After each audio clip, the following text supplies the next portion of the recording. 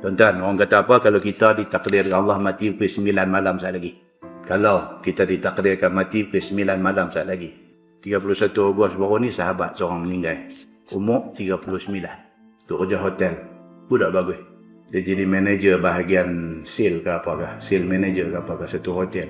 Di sebelah Batu Ferringhi. Budak bagus. Dia ikut kuliah. Habis kerja shift siang. Sepatutnya bila habis tu dia sat lah. Dia duduk sat apa ke.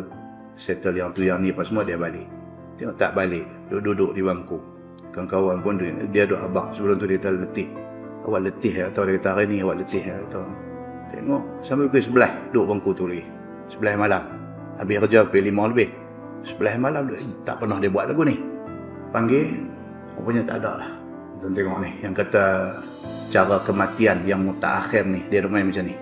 Kalau kita ditakdirkan nak mati pukul 9 tuan-tuan. Pukul 8.55, 8.56, 8.57, 8.58, 8.59 itu saat-saat sangat penting bagi kita.